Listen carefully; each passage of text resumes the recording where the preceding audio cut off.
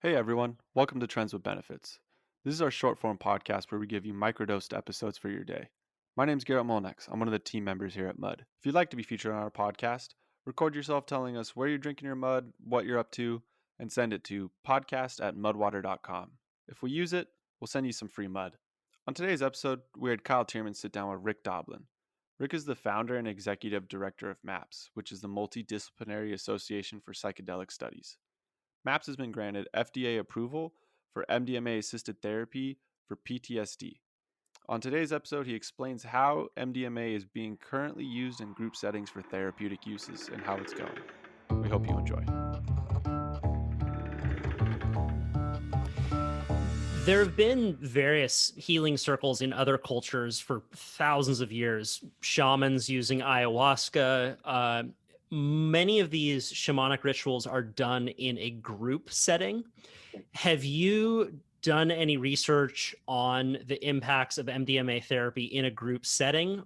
And is that at all, do you see any potential in that? Reason I'm laughing is that we've done research at Burning Man. We've done research at my college, where we'd have all night dance parties. So informally, we have done all sorts of group work, but formally, I don't mean MAPS, this was otherwise, but I think what you're pointing to is super important, so that we are now in the process of designing group therapy studies. We're working with a Dr. Christopher, who was at UC San Francisco, worked with individuals with MDMA for PTSD. Now he's at Portland, Oregon VA. And so we're working with him on a protocol for a group therapy study. What I've learned about some of the group therapy treatment programs that the veterans have been offered is that they often have individual sessions where they talk about the specific trauma, and then the groups are about talking about your diet, talking about exercise, talking about different things, but they have reserved the psychotherapy about the actual trauma for individual sessions. So we would like to see, are there ways to sort of combine these approaches? So the protocol that we're thinking of for group therapy, which again, when you do this stuff with FDA, with people with severe PTSD, you have to start in a very cautious way. So we would have to start with group preparation, what's going on. Then we would have individual preparation. Then we would have an individual session. Then we would have individual integration. Then we have group integration. Then we have group preparation and a group session. And then we have group integration. So that's going to be how we would start it. Now, one part, and I think it's so important what you talked about before about the story. So you need to rewrite your story. And so what we see in a lot of the MDMA individual therapy is they have these experiences, and then when they talk to the therapists, they're rewriting their story. And a lot of the story comes from the quiet times when they're having their own inner experience. And that's where they're rewriting the story. And then it gets reinforced when they tell the therapists. My concern is that when we have group therapy, it may very well be that people have less time to rewrite their story. You're in a more social setting. So you're not necessarily doing this kind of deep rewriting your personal story. So even when we have a group setting, it may be that for the first couple hours, people are eyes closed listening to music, and then later they're interacting with each other. So I think that the financial pressure that we're going to get to make this affordable to more people, group therapy is one of the main ways that we're going to try to explore to do that. And there are certain things where group therapy might even potentially be more effective. When you see a group of people are struggling with the same thing you're struggling with, maybe that can help you not feel so isolated and alone. but I am concerned that the group therapy setting may not be quite as good as the individual setting. But if the group setting is 80% as good, but 20% the cost, then that's the way to roll it out. And then those individuals that need more could have one individual session or something like that. Are you doing any active studies on combining MDMA therapy with other modalities like Yeah. EMDR? Um, um, so far, no, not with EMDR. But so uh, what we do is, drug development research. MAPS does science, but I like to say that we actually do political science. Meaning that we have to be very strategic about what we do.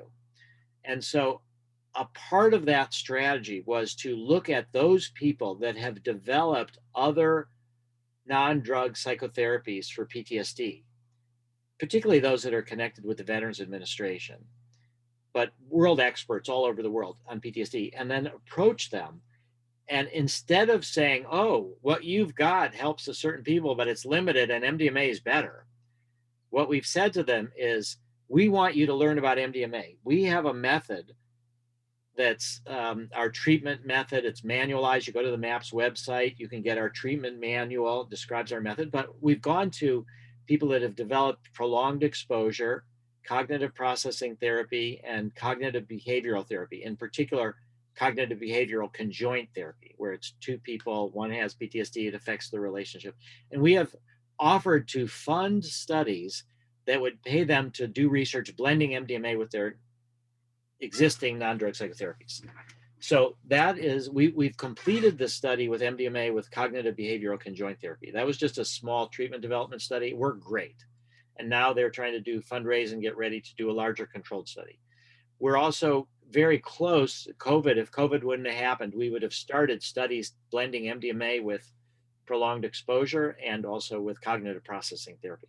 There is a whole group of studies that what we're calling not MAPS sponsored studies, but IITs, which stands for investigator initiated trials. And there's an old friend of mine Kate Hawk, who is interested in blending MDMA with EMDR. There's one sort of story I'll say on this, though, is that Edna Foa, who developed prolonged exposure, 2009, we were at a conference together with Michael Mithofer, our lead psychiatrist, and myself, and we were telling her about MDMA. And she said, MDMA is dynamite in the brain, neurotoxicity, blah, blah, blah. I want nothing to do with it. And then she said, forget about it. Virtual reality will be better. So at the conference, there was Skip Rizzo, who is an expert in VR for PTSD, funded by the military. I went over to him and I said, Edna says MDMA is terrible. We should look at VR. And he just started laughing. And he said, if you have MDMA, you don't need VR. Okay, now Edna Foa is working with us. She has now come around and she's going to do a study with MDMA blending with prolonged exposure. Can you just back up? What is prolonged exposure? So prolonged exposure is this idea that if you are scared of something, if you repeat over and over what happened, eventually you get desensitized to it. So if you tell your story 100 times, the theory is that it no longer triggers you as much. However, there's a high dropout rate. A lot of people find it re-traumatizing. So prolonged exposure just means you expose people to the trauma story over and over and over. They have homework. They have to do it every night. This whole kind of situation. Cognitive processing therapy, cognitive behavioral therapy are not so much on exposing people to the trauma, but it's like what triggers you and can you logically separate out that this isn't something that needs to trigger you, or how do you handle anxiety? What different ways can you? So there's different therapeutic approaches. And I think that what we found, at least with the cognitive behavioral conjoint therapy, is that the exercises that you do in that, they're really pretty good, and that you can do them before as preparation, as part of integration. But it's turning out that the actual MDMA session is looking more and more like our inner-directed session without scripted. Let people go wherever they go, whatever they want to talk about. Let them decide how much time they spend eyes closed listening to music when they talk to the therapists. It's sort of they lead and we follow. That's why we don't use the word that the therapists are not guides. It implies that the therapists know where to go. Very briefly to illustrate that, there was another Israeli who was had PTSD, and the issue was that a bunch of his fellow soldiers had gotten killed. All right, and so as it turned out, as that was coming up, he said, but they were really helpless. They were killed in their sleeping bags by an infiltrator, and they were helpless. And then he switched to, when I was young, my father used to beat me up, and I felt helpless. And so that was the original trauma. And then the later trauma was hard for him to process because it linked to this earlier trauma. But we could never have predicted that. That was something that he ended up bringing forth. And that also just suggests why VR is a challenge, because how do you know internally? You could have a VR story of this is what the war was like, and you could turn it on and off. But this move towards my childhood trauma underlying this other trauma, it's hard to predict that. Hey, it's Kyle again. Head over to trendswithbenefits.com and sign up for our newsletter to get weekly stories about psychedelics, adventure, and well-being.